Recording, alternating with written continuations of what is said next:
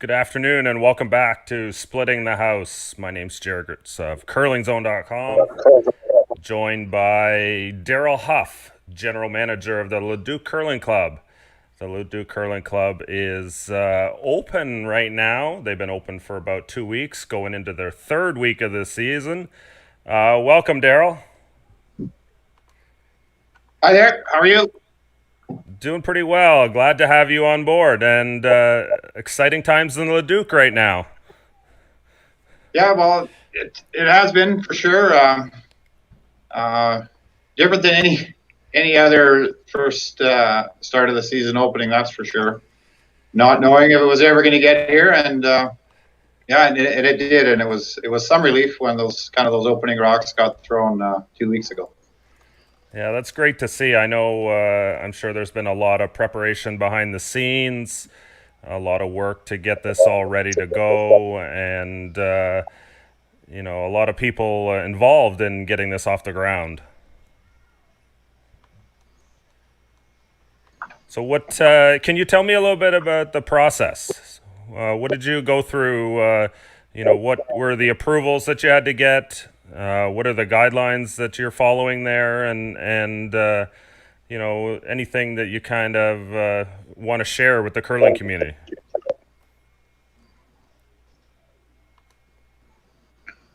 Well, I mean, we took the advice of Curling Canada and created our own ad hoc group, and they started meetings and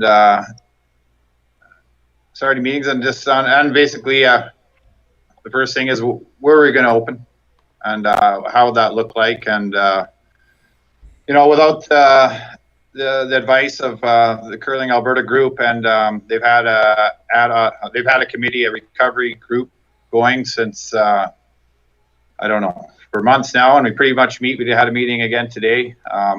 Without that guidance and just the collective work of all the managers in Alberta, I mean, we couldn't have done it alone. There's just no way. So, and Curling Alberta certainly has been there right behind us to make sure that we launched successfully, being kind of certainly the first in Alberta. Trying to piece the way through federal, provincial, municipal guidelines. We are in a rec center at the Leduc Curling Club, so different than a standalone club.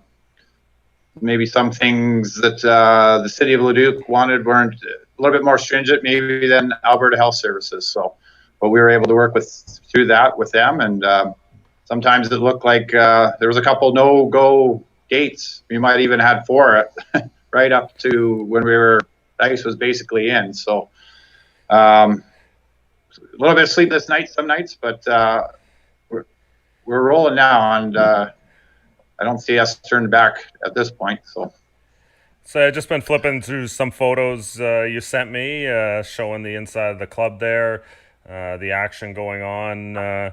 What does curling look like now?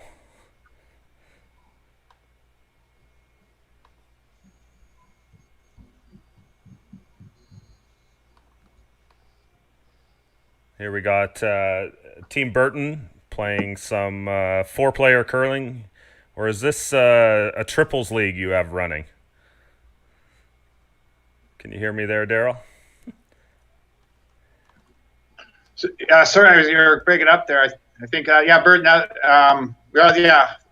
We have 2 leagues that are playing the 4-player game, and we have a Tuesday doubles league. So this is some shots of last Thursday night's game here. They're really starting to get the hang of it by the second week, and it can be done for sure. Social distancing. Make mistakes. The teams are going to make mistakes along the way, and just trying to figure that out, right? To find their distance, even kind of going. He was pretty close going by there, right? But it's not too bad. So you can expect some of the players that have been playing 20 years, all of a sudden, it's all new habits. So what we found is that curlers, what I found with this group of 3 leagues or whatever that is, they're willing to do whatever it takes just to play the game. So, and curlers can adjust. We've done it throughout the years, with the free guard zones and different rules. So, and how long this will last, this might even change some of the way the game is played. We've having players move on those dots and get in position. There isn't all that dilly-dallying and moving around. The game seemed to be sped up. So, I also what happened to the game as far as the back line too. I know I listened to Kevin Martin and Warren Hansen talking on their podcast. So maybe even the sweeping guy end line might disappear altogether or less of it. But it's hard to say how long this game with the social distancing will be in place. Is anyone's kind of guess. So yeah, we still find that the flow of the game is very similar. And the players are getting the hang of it. Is there anything that's kind of caught you by surprise?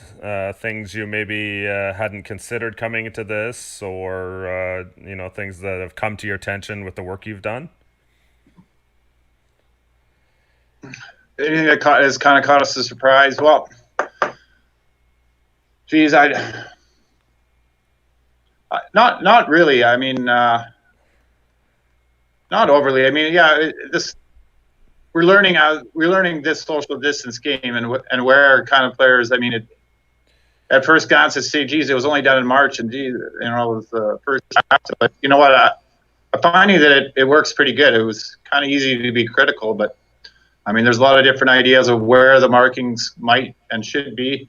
But I think they did a pretty good job as far as if we're going to keep social distancing with the original with the 2 dots at the center line and the one on the hog line. It does work keeping the players on the one side of the sheet. Yeah, and you're using all the sheets there as well. Using all. You got 8 sheets. No, we're limited by zonal capacity right now, so we're only allowed 50 out on our. Might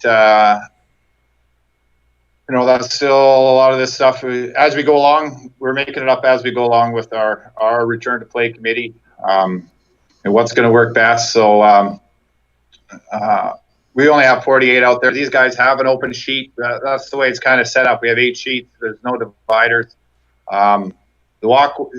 asked them to take advantage of the walkway. This is sheet 1 and 2. So sheet 1, try and use that walkway, skips and thirds, discussing shots and stuff, and using that sheet 3 that's your hand side there. And then so we're using 1, 2, 3, and 6 are open. So it leaves always an open space on one side of the sheet for teams. Yeah, and so you end up with space for walking where you're not in game. Taking advantage of that open area. Yeah, I think it looks really good. Yeah. Yeah, it's I think we're seeing a lot of discussion around. So you're based out of Leduc, which is just south of Edmonton. What are the restrictions in public right now?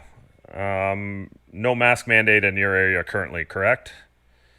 In Leduc, yeah. In the city of Leduc, they haven't mandated a mask. They have a threshold policy. I don't know where we're at with that. I don't have time to keep track of that, but it's not mandated when you enter our building. We are continually recommending that when curlers move throughout the Leduc Rec Center, that they wear the mask. New guidance from curling or from AHS is stating even up to on Friday that curlers that you shouldn't use masks during extreme physical activity. So we're exerting yourself. We're finding too, your players are changing their masks. They're trying, and that we don't care if you want to wear one, that's fine. Yeah. You don't have to wear it on the ass. What we're finding is that they're having to change those almost by the end. Now it's so wet. Now it's on your fingers. Is that the best? Is that the best, right? That's what we're trying to avoid. You're only touching your own rocks. That's basically the only thing you touch there. But as far as masks go, that's sort of where we're sitting.